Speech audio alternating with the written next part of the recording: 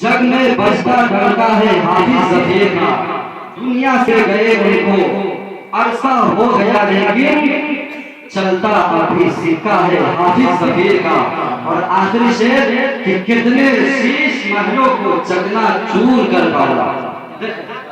کتنے شیش محلوں کو چکنا چور کر ڈالا، ایسا علمی نسخہ ہے حافظ ظفیر کا، ایسا علمی نسخہ ہے حافظ ظفیر کا۔ اب آئیے حضرات بلا تاخیر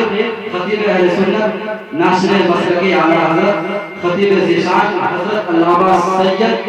اشرف رضا قادری دربھنگوی کا استقبال کر دیا جائے۔ پورا مجمع اپنے ہاتھوں کو اٹھائیے اور بیداری کے ساتھ پرتپاک لہجے میں نعرے کا جواب دیجیے۔ نعرہ